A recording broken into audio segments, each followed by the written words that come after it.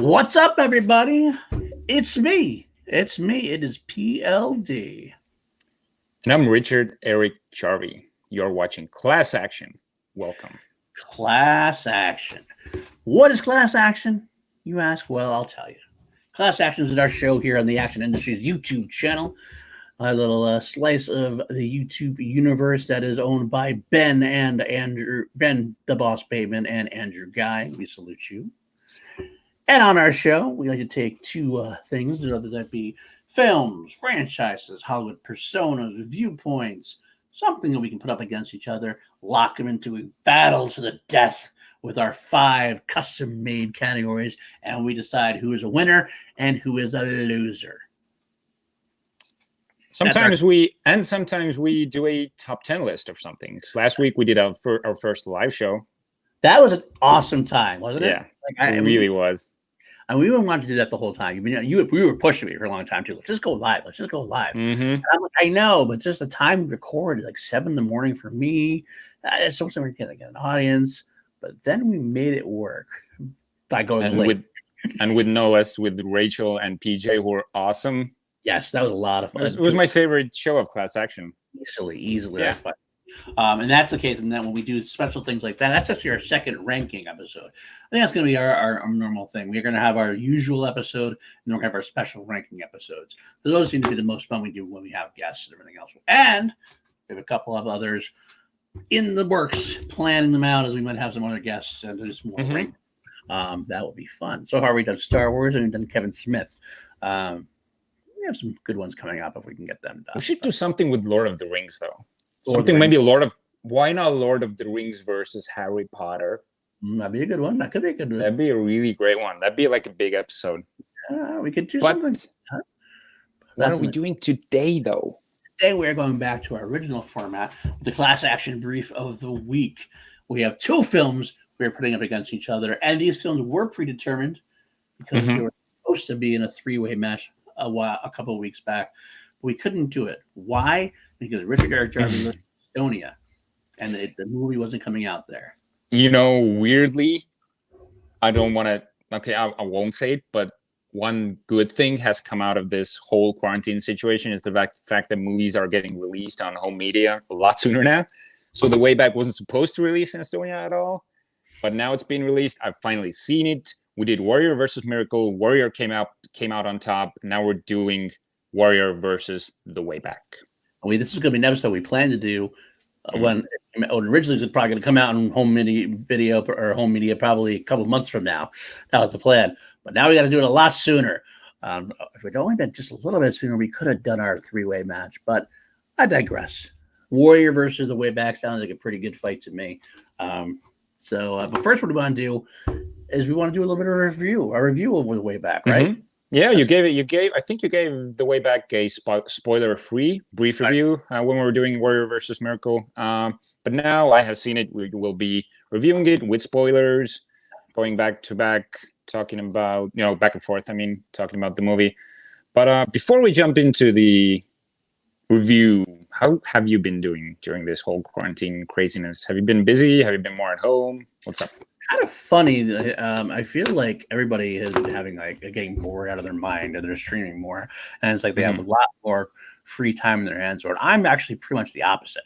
I work in what's in an essential field. If you don't know, I'm a 911 public safety dispatcher. Police, fire, EMS.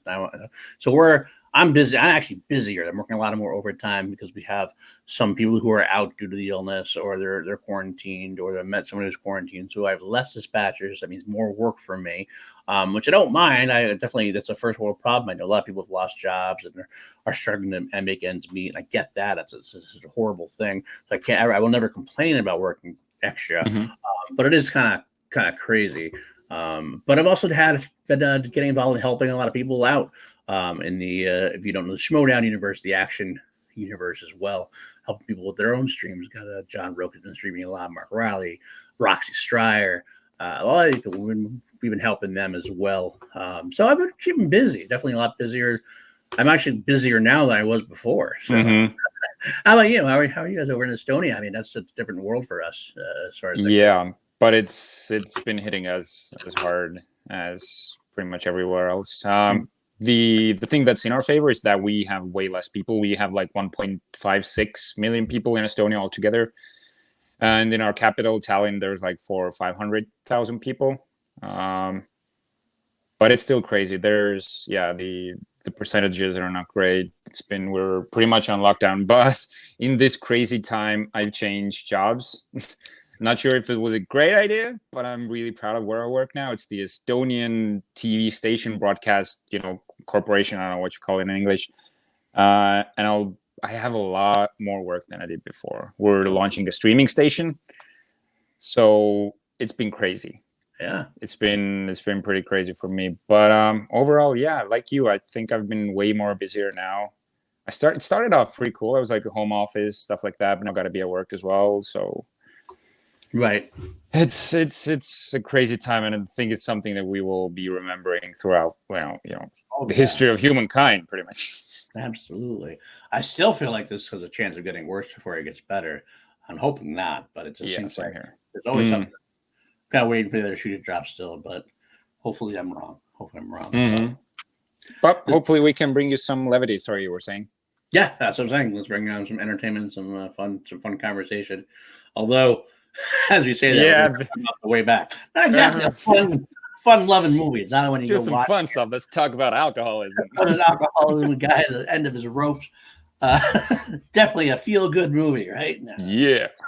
Although I will say that despite the subject matter, there's definitely at least a semblance of hope by the end of the film. Yeah, I think it's a lot to do with Ben Affleck going through stuff like that himself, and the way he approached this role. It's sort of, that it's cathartic for him and it's cathartic for us, and we kind of see his redemption, and he's going through a very different lifestyle, but similar beats as he's battling alcoholism. But I think we can get into the review. Yeah, we should actually say that's exactly one of the first part of the review we should talk about is the fact that Ben Affleck had, obviously, this is public knowledge, he was in rehab for alcoholism. Several times, I think. Several times, but this specifically right before this movie began. In fact, they held this movie up so that he could complete rehab. And I believe, I could be wrong, so if I'm wrong, I apologize. But his ex-wife, Jennifer Garner, actually talked to the producer, I think, Gavin O'Connor, and said that this is an important movie for him. Can you please hold up? And Gavin, and to their credit, said, yeah, absolutely, we'll hold up. But supposedly, there was the day or a couple of days after he went to rehab, he went right into shooting this film. How hard must that have been? Really? Like that. Yeah. So to come out of rehab and go right back into the character where you have to do what you have. I mean, that's amazing to me. Drinking fake alcohol, drinking fake beer. It's this. Right. These are all enablers. Right. Exactly. That's what happened. But he was able to do it and to give it. But I'm point blank, I'll call it probably the best performance possibly of his career. And it's up there, at least, if not, definitely at least the last couple of years, of more recent films or whatever. So, I love this film. I don't know about you, but yeah. I think you gave it a 5 out of 5 on Letterboxd. Did you? I really did. Yeah, that's strong. That is very strong. I think it's what you said best. Like it's just that. I mean, it's a great film even without it, but adding in the true redemptive arc of Ben Affleck as well, like it just puts it over the top for me to be a must see. I mean, I watched this in awe, and I was it was not the movie I thought it was going to be.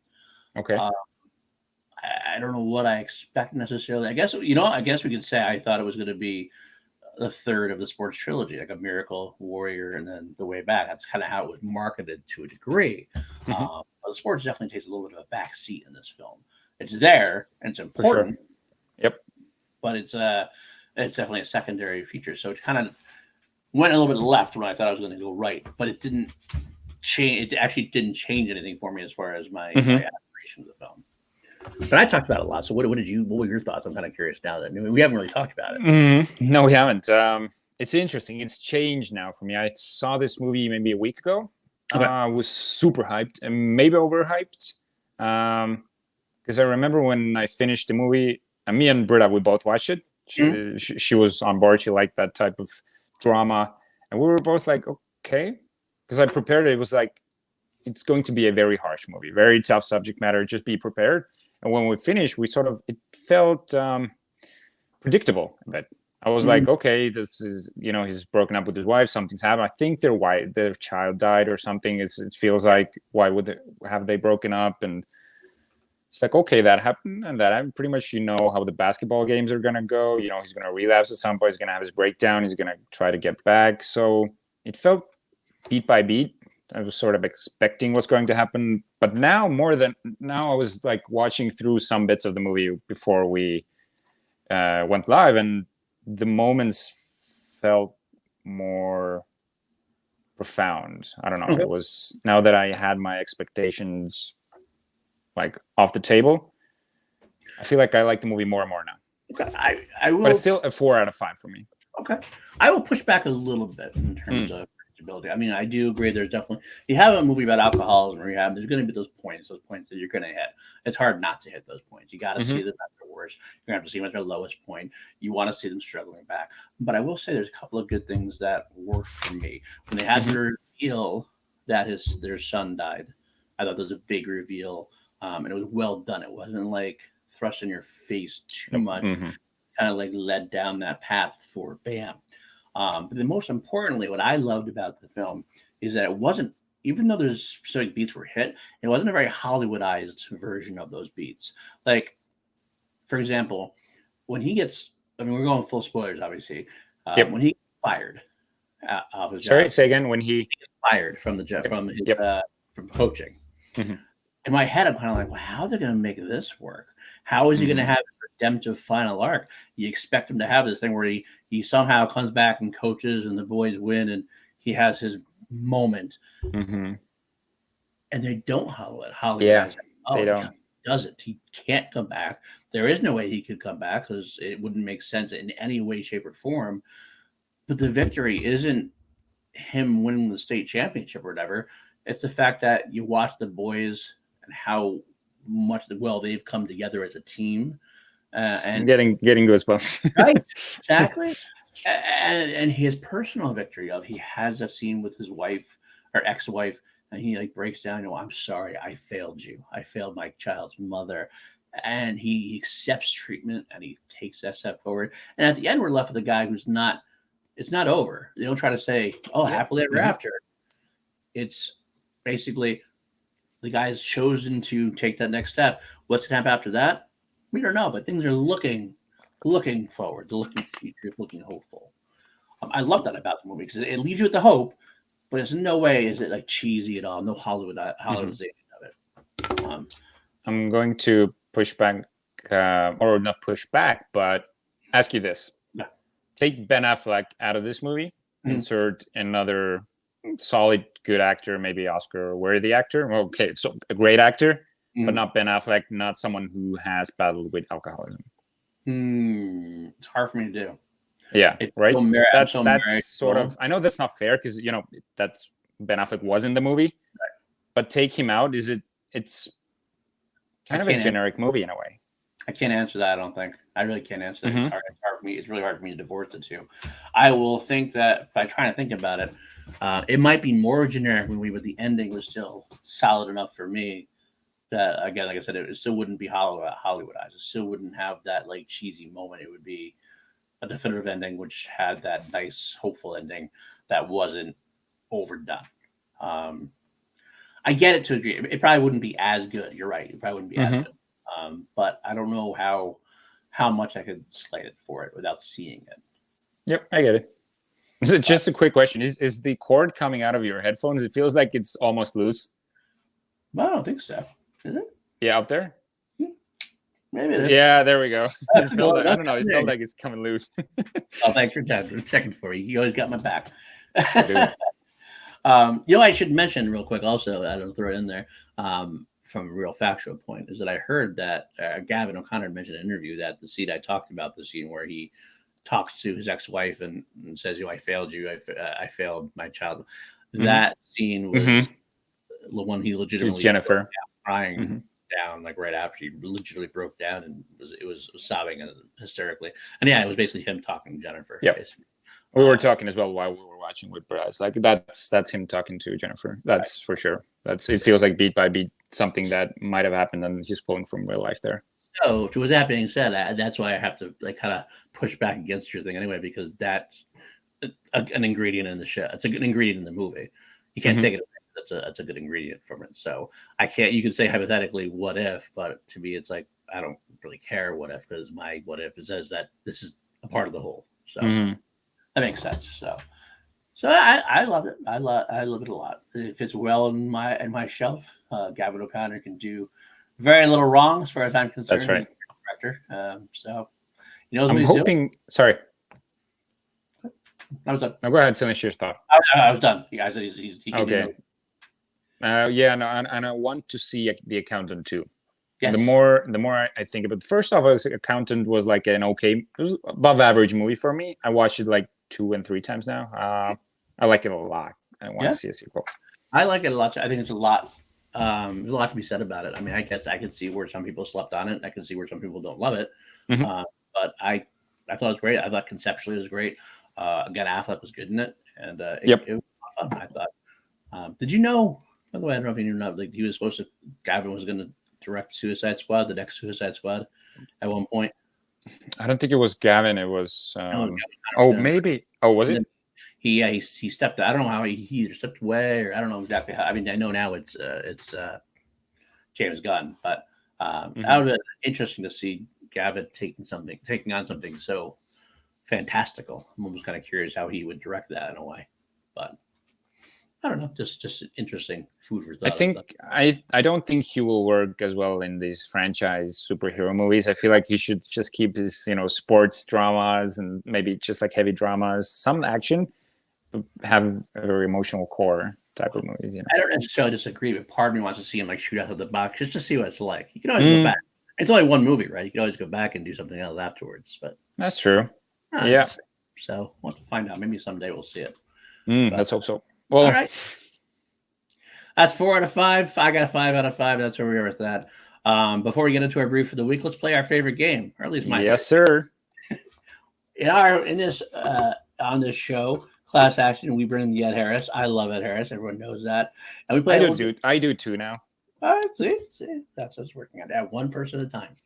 We play a game called "What Would Ed Harris Play?" And we try to think. We know Ed Harris never mails in a performance, and he always makes every movie better in some way, shape, or form if he's in it. So how we do is we decide what role would Ed Harris have played in the movie to make it better. It could be a role that is actually in the movie, like you replace somebody, or you can write him a new role that somehow would slide in and make it better. Somehow it could be a different character entirely. You got to justify a little bit. I usually come up with both. I find now Jarvi, on the other hand, you always come up with the funnier ones, more outside the box ones. And I go, damn, why are you so funny? Why am I taking things so seriously? But you're doing the actual like possible thing. I'm just shooting things at the wall. That worked, buddy. I guess it works both ways, all right? So yep. So I have two. I have two again this week. So do you want to go? You do your first, then I'll do mine, and then you do your third. Okay, I'll do my sliding in one first. And when I was sliding in, it's a little bit off the wall this week. I wouldn't do it as much. I don't think I would have picked this normally. But I kind of want to see Ed play a little bit against type, and I kind of want to see Ed playing Don't say mine. Don't say mine. Or the priest who is like he's the team advisor, so to speak. Okay. And like we're sort of like every time like Ben Affleck like starts cursing and everything else, and Ed Harris is kind of try harder. Mm-hmm. We're trying to mold these minds. I kind of could see Ed regularly. He actually played a teacher in a movie called The Way I Am. I think it's called. I want to say The Way I Am. It's a bad movie. I gotta be honest, it's a bad movie. He plays this very like awesome educator, very smart, very dedicated to the students kind of thing. And it kind of was a little bit against type. A bright character, very energetic, not intense like he usually is. Mm-hmm. Yep. I'd like to see them try that. That's my role for that's my role for this week for in the movie. Actually, that's already there. What about you? I went very close to yours. I recast him as the headmaster of the school. I thought about that. There was the reverend, or I don't know. It's like a religious school, so is he a reverend? He's a headmaster. He's priest. I think he's a father. Yeah, father. That's right. So I'd have him as this very. He's more of an authoritative figure, but still be kind of softer than Ed Harris usually is. But Yeah. you went like way more further down the line. Yeah. I thought about doing that too, but I was like, no, let's push him a little bit and see what we come up with there. But okay, well, mine's boring this week. You better nail your third. My other one is going to be in. Oh yeah, your second character. I would like to see Ed Harris play Ben Affleck's father, like another alcoholic, because they mention his past. They talk about his past, and he kind of had a bad home. They don't get into it a whole hell of a lot, but he had some kind of bad home life, probably alcoholic. I could see Ed Harris being like drunk alongside of him, and Ben Affleck trying to fight his way, not wanting to be like his father, so to speak. So tandem of like the two alcoholics back to back kind of thing, or maybe in flashbacks. Maybe I don't know. I didn't go that far into it, but or maybe he's maybe a retired general. Maybe had like some run-ins with some people at Alcatraz, stuff like that. So to be revealed that he's actually General Mark Hummel. I mean, we always circle back to Hummel. It goes back. The man, the myth, Francis X. Hummel. There you are. That's our what Ed Harris played this week on the way back. Quick thing about the way back. I feel like I don't want to say missed opportunity because I maybe would have felt forced, but Ben Affleck's character would have worked as Good Will Hunting sequel because he's a construction worker. Yeah. He's beat down. He's still living that life. Maybe have Matt Damon come in, be this accomplished professor or something. I can see it. I don't know. It's a crazy thought. But people have been talking about that. This feels like the sequel to Good Will Hunting. I can totally see that. I'll go a step further since we're just talking about the Ed Harris thing. I'll call it a sequel to the movie called The Way Back that Ed Harris was in 2010 with Peter Weir. Oh, okay, yeah. Totally off the wall just because of the title. I've heard of that movie, never seen it. It's good. It's an interesting movie about a group of people who escape. They have to travel across like Siberia, the Siberian Peninsula, try to escape. It's very. Is that with Colin Farrell? Colin Farrell's in it. I've seen it. Saoirse Ronan. Yeah, I've seen it. Ed Harris was in it, and you forgot him. I'm very sad. I did. I've pretty much forgotten the whole movie, but I remember it was tough to watch. It was tough to watch. It was pretty good stuff. All right, that's our segments, so to speak, before we're going to get into our class action brief of the week time.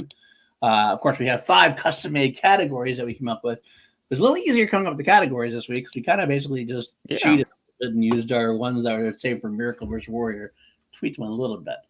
Just the one, actually. Yep. Okay, we had the best coach in the movie. We put Frank Grillo, one of our favorite coaches from Warrior, versus Ben Affleck himself in The Way Back, of course. We had the better sports scenes, the UFC tournaments versus the college or the high school basketball team. We have the better movie wife, which you thought was going to be a slam dunk at first, but then we thought about it. This is more complex than it seems. Jennifer Morrison, of course, it's I think Ben and Drew's favorite movie wife, I think is what they say. For sure, yeah. And Janina Gavankar as Ben Affleck's ex-wife. We'll count it, make it close enough. Actually, not even ex-wife. I think they're separated. Yeah, it might be. I think they get a divorce or she served in the divorce papers. Okay, yeah, it could be. So who knows exactly when it happens, but so either way, they're separated. Better fist pump moments / emotional explosions. Those self-explanatory. And I took out the climactic ending because the climactic ending wasn't, because Way Back didn't really have a climactic ending, so to speak. We just changed it to we changed instead looking at the best breakdown scene. We have some great breakdown moments from Nick Nolte in Warrior, and of course Ben Affleck had a couple of great breakdown scenes. We talked about that just a fair play. We talked about that. Don't ruin it. What are you doing? Totally gonna pull back this curtain there. It's gonna be a funny face to make. We did that when we talked about it, and we did it live. So there you go. There's your behind the scenes episode. The special. We can go further. We talked for an hour before we went live. We were supposed to go live pretty much from the get-go. We talked for an hour. It feels like we're both like socially distanced in a way, that the only way to communicate with people is through webcams now. Right. That is exactly true. And it's funny that you actually talked a lot less recently because you've been busy with your new job and I've been busy with other stuff. So it's good to be able to actually catch up with you. So. It really is. I feel like it's going to be a bit of a longer episode, but let's just go with it. I'm having fun. Maybe not. Who cares? Who cares? So, watching, that's all that matters. So, but you know what? Let's get into our first category: better coach, Grillo or Ben Affleck's. You want to take it, or do you want me to go? I can take it. I'll be honest. I'm pretty much undecided on all 4 categories. Not because I didn't do my research. I've done my research, but I'm still undecided. I think I'm pretty decided on one of them for sure. But better coach. Okay, let's start off with Ben Affleck. Coach Jack. He's the protagonist, so we're more invested in his character. It's kind of an uphill battle for Frank Grillo. The character is like way more deep and complex, and his coaching methods. Okay, they seem at first that he is ill-equipped for the job, because you think he's only played high school basketball. You're not sure if he can make it as a coach. But when he gets on the court, first thing, he gets familiar with the players. He slots into his comfortable place. He's been lost for a while. He feels like he's at home now, and it's so uplifting to see that he's finally having something he's good at. He was an all-star, and that shows. That really shows how he knows the game. And he needs coaching as much as the kids need him. This is like a perfect match for a very imperfect situation in that sense. And he also has a very similar approach to Coach Herb from Miracle. I feel like he is the more maybe colder. If he's drunk, drunk Herb.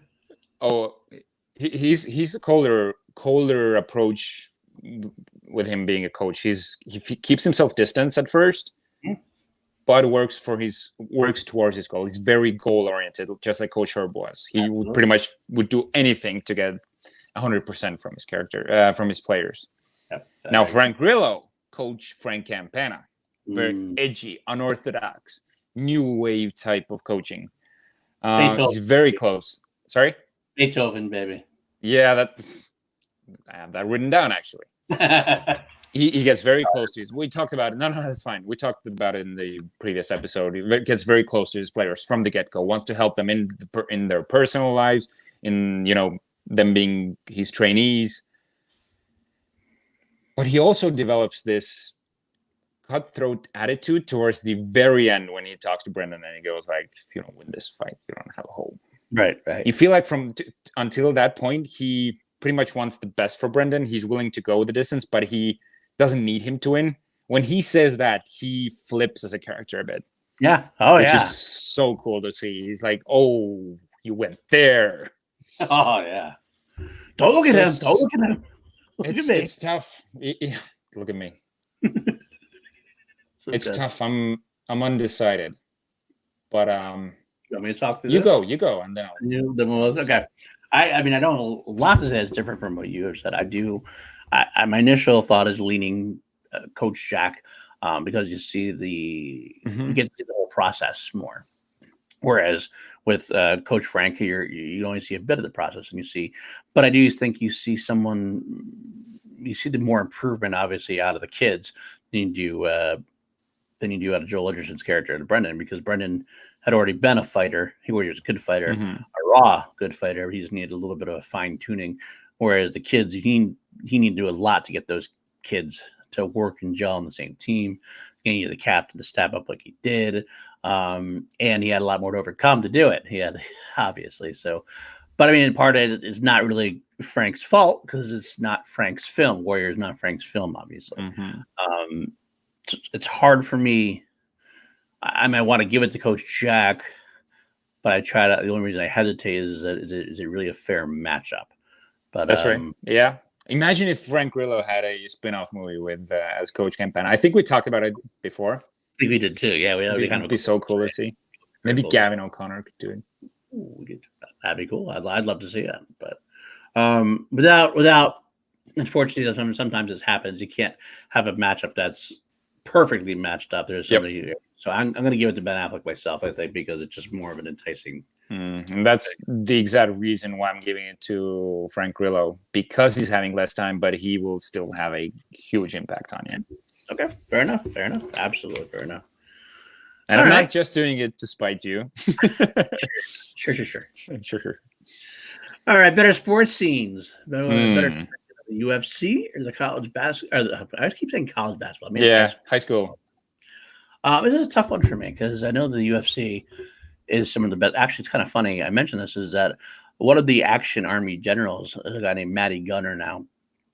He's in the UK. He's actually UFC. He's not a UFC. He's actually a mixed martial artist. He has his matches and he fights martial arts. He actually told me the other day he's developing his own podcast. I guess I'm letting something out of the bag, maybe. Sorry, Matty, if it's true. He was developing his own podcast, possibly looking at like fighting movies or like from a fighter point of view, like looking at the fighting scenes in the movies. And he told me behind the scenes is that Warrior is probably the best depiction of MMA that he's ever seen. Really? On film, as far like as realistic and everything else. Interesting, because I wrote down that Warrior feels very much like a cinematic fight movie and not too realistic. He said that it's like this. It was this Warrior and a show called Kingdom really well, and according to him, the rest of them are trash. The show called Kingdom. Yes, that's like the old Japanese zombie series. It must be a different series then, because it's an MMA series. He said. Okay, because I was interesting. The Kingdom, but you keep going. I'm sorry. It might be a UK series. I don't know much about it, but I could be wrong. But either way, Kingdom, and there's the Kingdom. I'll go. It's just Kingdom then. No, you're right. Kingdom with Frank Grillo. Oh, is it really Frank Grillo? Yeah, I didn't know that. A retired MMA fighter turned trainer, juggles keeping his mixed martial arts gym running. This is Frank Campana. Why are we not watching this? We're gonna have to now, aren't we? Holy shit!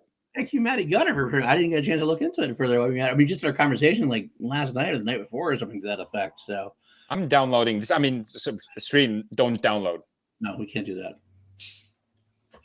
But that's interesting to know. But regardless, going back, as he said, it's probably the best depiction of MMA that he's seen on screen. So I have to take that into account after this. But as far as the basketball goes, the basketball's fine, but we don't get to see a whole lot of it comparatively. I mean, it gets you a little bit, and you see it looks good. It sounds good. I don't know much about necessarily basketball as far as it is supposed to be as far as realism it goes. It feels real. I really can't speak much to it. But my initial decision, and I'm going to let you maybe sway me if you talk to me about it. I will say Warrior because of that, but I'll let you sway me. So go ahead and try to sway me. Yeah. I won't go into the matches as much as you did because there are the matches and there's the training scene. So you talk more about the matches pretty much, right? Right. So what I really loved about both of them, the montages and the training, that's the stuff. The matches they're so gripping, and when Tommy is fighting Mad Dog Grimes for the first time, it's like a fist bump all on itself. It's so visceral, so raw. You're like immediately locked into the movie, and I wrote down that it's not so realistic. Right. Interesting now that we're thinking about Matty Gunner's stuff, but because the way he like beats down Mad Dog, it feels like, oh my god, no one can do that. Right. But the training montages, right? Like listen to the Beethoven when they're fighting and running cross country on the mountain, and he's like Campana's number one breaks his leg, right? And you know, like from that moment that Brendan's going to be making a push for it to become the number one, and there's so much emotion behind these training and sports scene. That's why it doesn't feel as realistic, because you don't see emotion in real sports, right? But the way back, like you said, it's even more drama heavy. And the basketball scenes, okay, the games are, all of the shots are pretty much going in when they're doing well. That's not realistic. It's like, it feels very sort of like Miracle was. It showed like the best moments. Right, that's true. And we don't even see a lot of the games. We see progression, because we see like scores, like 76, 66, like they keep winning. Right.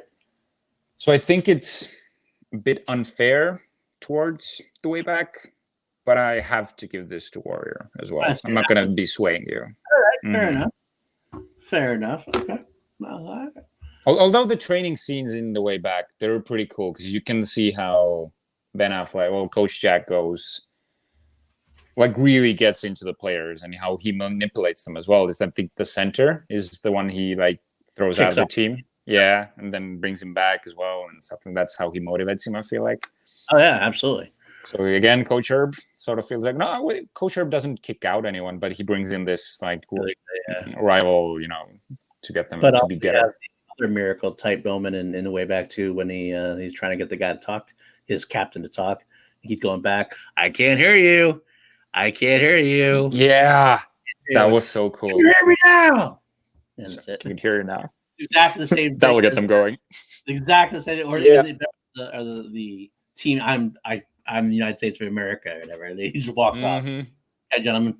that was that moment to me a little bit. So we're getting to fist bump moments already. All right, stop that. Stop fist bump. But they can be the same moments. Sure. But yeah, this is Warrior. This is Warrior. Okay, as well. Okay, best movie wife. This is funny. It was like when we first brought it up, I brought it up, and you said, "But this is like a no-brainer. Jennifer Morrison is the best most supportive wife in film history as far as sports go." But then I brought up the idea. I kind of swayed you. I swayed you enough to make it a fair fight. Is that we have? I'm going to tell you, Jennifer Morrison. We already have Jennifer Morrison, most supportive role that she's ever been. She's really supportive almost the entire film. She's a little step back at one point, but even then, it's like she's going to be all in with her husband at the end. But the reason why, for me, that I have to put Janina Gavankar up there is that even though she's his ex-wife, even though obviously the marriage has gone down, they lost a child, Ben is a drunken mess, she is still there for him despite every possible thing. Jack can fuck up in so many different ways, and yet there she is, still willing to be there at the end, takes him to rehab, walks him through rehab with him. And that there's this moment when she tells Ben that she has a new boyfriend or someone she's seeing, and she Ben goes off, curses at her or something, fucking doing with this guy, and sort of, and she doesn't say anything to him, going at her. Right. And the fact that she doesn't say anything, Ben Affleck can have the moment and apologize. She knew that he had to sort of let this out. She could have easily not overreacted, reacted in an appropriate way because he was doing injustice towards her. Right. But she doesn't. She lets him have the moment, and then he apologizes to her. I mean, and she still doesn't accept it right away. She walks out, and that's it. But she comes back later, and she's still there later on. She processes it herself in her own way. She doesn't give up on him, and it's so to me that's which is actually more supportive. Someone who has the Brendan and what's Jennifer Morrison's? Tess. Thank you. Brendan and Tess's marriage doesn't have the same kind of tests. There's some bad moments with the house and everything else, for sure. But they always have supported each other. So to me, this is the other one's a more amazing support because it's been through so much trials and tribulation. So I'm sorry, Ben and Drew. I'm actually giving this to Janina Gavankar. It's tough. Think about this. If Jennifer Morrison wasn't in the movie, someone else, not someone else, just not have the movie wife, not have Jennifer Morrison's character in there as much, the movie would be way cheesier and not as grounded. She grounds the movie in a very big way. Otherwise, it would be like a fight movie that he's going through the tournaments, winning and going towards his goal, but he's doing it to support his wife and his family. And when she's having those moments where they're talking, he's fixing the dollhouse, and she comes up in the middle of the night. It's these are the moments that ground the movie in a big way. Okay, I'm going to push back. She grounds the movie. I'm going to push back a little bit. I've seen it before, a little bit. You have Adrian and Rocky. Similar to a degree. Adrian, in the original Rocky, Adrian's very supportive. Now in Rocky 2, she gets unsupportive. They kind of like the scene where almost exactly where Tess gets unsupportive. And at the end, Tess turns back to her husband, just like Adrian does to Rocky. Adrian saying, I just have one thing. I just want you to do one thing. Win. But that's what makes it cheesier again. It's like the realism almost like that doesn't go out, but the way she says it doesn't test. Like Jennifer Morrison grounds the movie. She doesn't have this sort of, you go out there and you beat their asses and bring home the cash. You're not wrong. It's definitely, Tess is definitely a more serious version of it, but I feel like it's in the same wheelhouse, so it doesn't impress me as much as Janina's like saving Ben Affleck's life to a degree. Not just the coaching, not just everything else, not just the sport aspect. She's saving his life, and she's there for him despite everything. Sorry. I gotta do it. I actually like that you're doing it. I love Tess, and she's one of my favorite sports wives, film sports wives of all time. But I gotta give it to Janina. I like your reasoning. I like your reasoning more. I just somehow I can't. I don't know. Jennifer Morrison's too. Loyal. I get it. It's hard for me to do it. Like it's not easy to do it, but I'll respect your decision though. I'll respect. Okay, much respect. Okay, fair enough. We're getting into best fist bump moments These change for me. Warrior fist bumps always in constant change for me. Yeah. Oh yeah. You can always see a new one every time you watch it. It's been the Mad Dog fight. It's been the moment there where you don't win this fight, you don't have a home. Now, it's the moment where the movie opens. We get the opening scene. Tommy meets Nick Nolte again. Nick Nolte comes back. Tommy comes back to Nick Nolte, and they're having this conversation. Something's really wrong in the relationship. Nolte asks him in. Okay, Tommy goes. We get this menacing string string classical music, a lot of bass. Screen fades to black. We get huge capital letters, Warrior. It's like, I know what I'm getting into. This is going to be the best movie ever. That's interesting to me. I wonder if see, it's funny that you're saying this now, because how many times have you seen the movie now? Close to 20, but not 20. I'm guessing like 17, 18 times. That's what I'm saying. That's a fist pump that only you can have. Absolutely. 17 times. But I get where you're coming from. I don't know what's coming, and you're like, yes, I love this fucking movie so much. When it gets to that point, almost everything can be a fist bump. You're like, I love that. I can't wait for that. I can't wait for Kevin Pollak to like, he got him. He tapped him. He tapped him. He's like chemistry teacher, or what they say, like physics teacher or something. So good. Yeah, I agree, 110%. That's my fist bump in Warrior. The way back, I didn't go with. Do you want to say yours? I'll say mine for Warrior. For Warrior. Same thing. It's always gonna be the same type of thing. It's exactly the same one you talked about. You got home that, but I love the ending there, the Nick Nolte nod. Yeah, I feel like that's your moment, though. I don't know.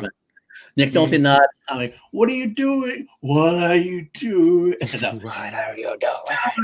What are you doing? Come on, Tommy. And then Tommy's like, come on, like, let's go. And he starts saying, I'm sorry. I'm like bawling like a baby. It's still like a fist pump to me, though. I'm still like, oh, it's so fucking powerful. And how he gets him up afterwards and walks him out. And you're like, yeah, it's so good. So fucking good. And it's actually probably more emotional explosion, I guess. But I don't care. It works either way. It's my favorite part of the movie. I see it every time and will bawl like a baby. And my wife will make fun of me. A little bit. Kim called it a dick flick, which I love. It's not a chick flick, it's a dick flick. Also, the moment where Nick Nolte is on the sidelines, and I think Brendan's going in with his match against Koba or something. Oh no, he gets out of it. It's like, I'm doing this. Yes, son. It's sort of the first time they're having like this, like positive interaction. Love it so much. And of course, Tess being there, everything. Oh, so good, so many good movements. But okay, go with the way back. The way back. This is not a fist bump for me. I don't know. Didn't feel like it had a lot of fist bumps, but I went with the emotional explosion moment. It's the moment where we see Affleck and his wife go to the cemetery, and it's the reveal that I think it's the reveal though.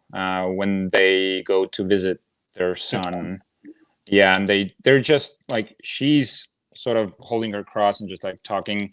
Ben Affleck just goes up to the tombstone, puts. Sorry, clicking your pen or something. Oh, sorry. This is I get nervous. It's the USB. Like I'm hearing all of sorry. And he's touching the tombstone, and this very subtle piano score comes on. Yes. And you're feeling it with them. There's nothing more emotionally. What do you say? Nothing breaks you down more when you see parents lose their child, and you really feel it at that moment. And that's the most emotional part for me in the movie.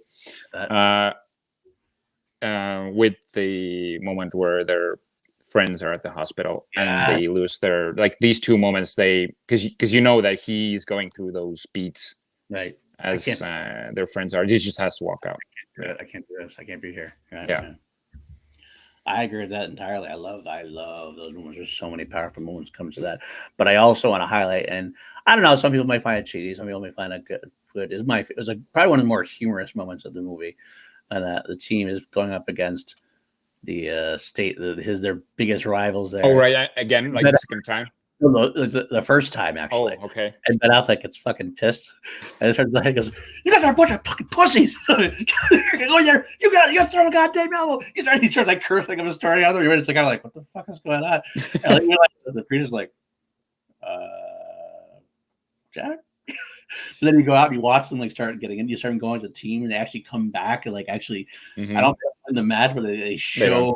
They show their physical prowess. I like that they don't win the match, but they show that they're going to. Yeah, they foul and they go in, they charge. Push also they get physical with them. You're kind of like, yeah, fuck that. You've been out looking, yeah, and it gets all proud of them and everything else.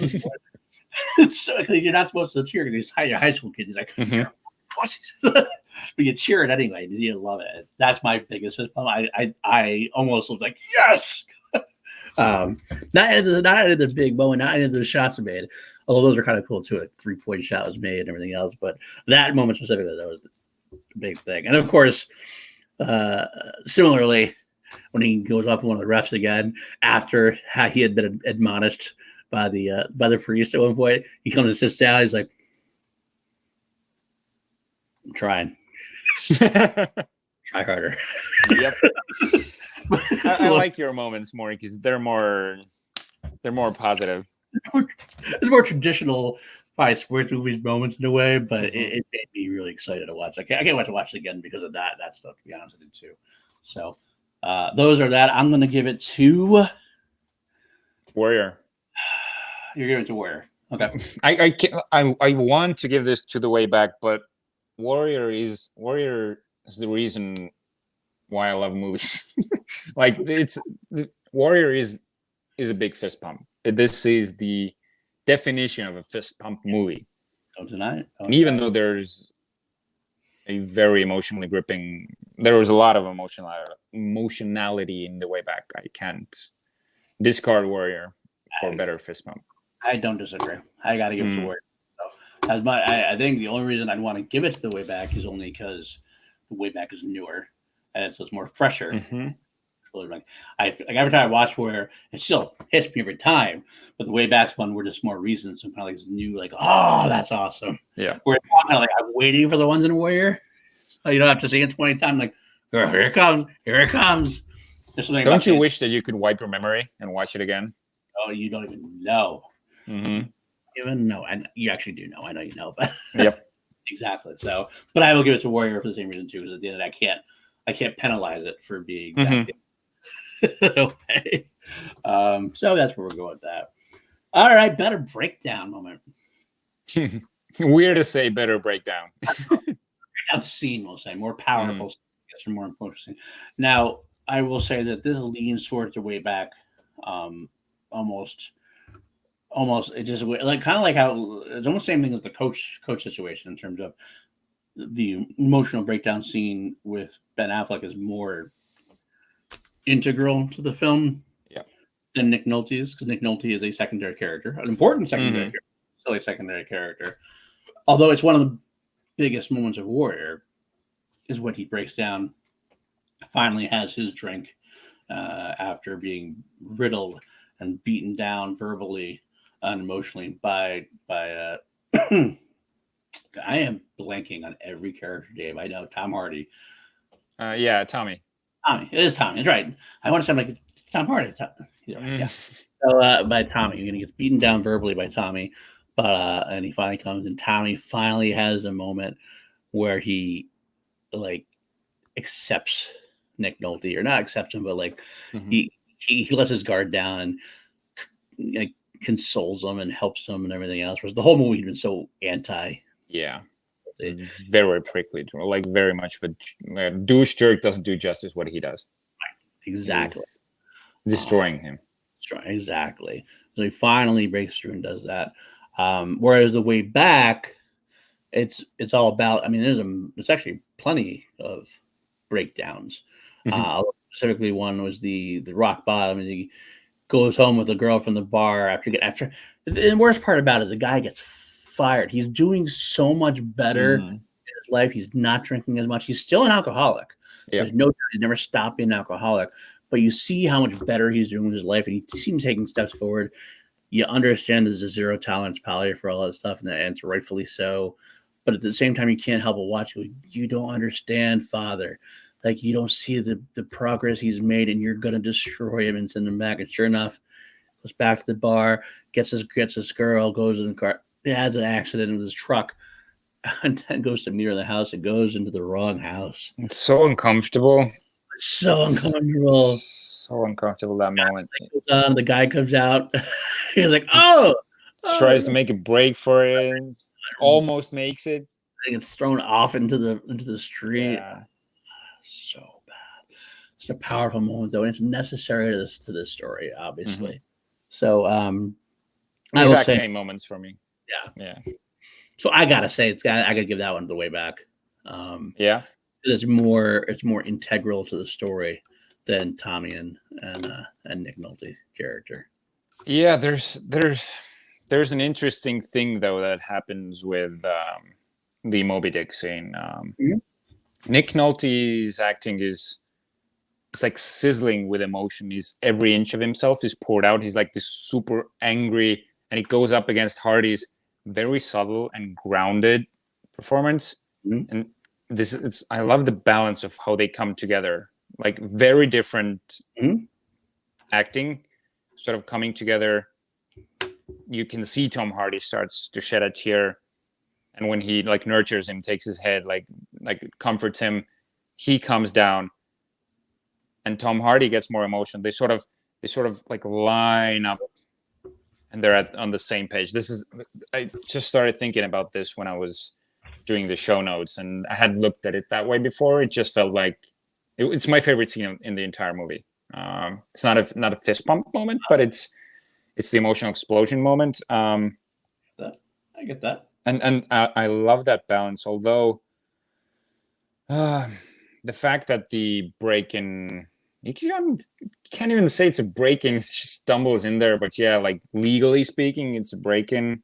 Right. And I think there's something that Affleck again is drawing from real life. I'm sure he had these very uncomfortable, not even uncomfortable, like awful moments that he did when he was drinking. And you don't see Affleck really acting out. He's at this point of his career where less is more. He's doing very little, and he's accomplishing so much. Yeah, I agree with that. I'm still undecided. I want to give this to the way back, but I can't, because there's a father-son moment in Warrior. No, it's the boring answer, but I just can't. It's okay. It's okay. It's not your fault. It's not your fault. I know. You don't have to say that. I know. Well, that's it then. I'm moving so much my camera keeps getting out of focus. That's it. We have reached the end of the line, and we have a clear-cut winner. I guess it's kind of unsurprising on Action Industries YouTube channel, but we have a clear-cut cut winner by a score of 7-3. It is going to be, as soon as I can find my banner. Oh my god! Well, I'll just say it. It's Warrior. It's Warrior. There you go. I finally got it. It's Warrior. And it's not about winning or losing on this show as much as it is going through the beats of these movies. So even though when I think when in the future when we are going to be doing a lot more versus episodes, which we will obviously, I won't be feeling as bad when I give the victory to a movie that I'm not that big of a fan of if I like the movie less than the other one, because going through the beats and going through the categories is the fun part. You're being there. The journey is all of the journey, not the destination. Is what you're saying. That's right. It's a little cheesy. But I'll take it. We're doing sports movies. All right, well, I'll take it. Like that's good. I don't disagree. I mean, at the end of the day, Warrior might beat The Way Back here, but I love The Way Back just as well. They're both great movies. They're both 5 out of 5 movies for you. Yeah, they were both 5 out of 5 for me. And I think Miracle was probably, Miracle was like a 4.5 out of 5. So either way, it's a great sports trilogy for me. Gavin O'Connor trilogy, perfect for me. So that's all I have to do. Okay. So without further ado, I guess that's going to be our show. Richard, where can they find you? Richard Eric with a K Jarvi on Facebook and Instagram, and let us know how you like the new or the more zoomed in layout. We're using the, what do you call it? Not the layout. We have the overlay. Thank you to JP. Jacob Patrick. Just always salute you. It's very, actually, if you watch the action industry stuff, it's very similar. Kind of just keep our brand similar in a way. But we like it better zoomed in instead of the further out one. But if you like that, let us know. And you can find me at Paul_DiNuzzo on Twitter. I also I run Team Action's Patreon, the Action Guys Patreon, patreon.com/Team Action.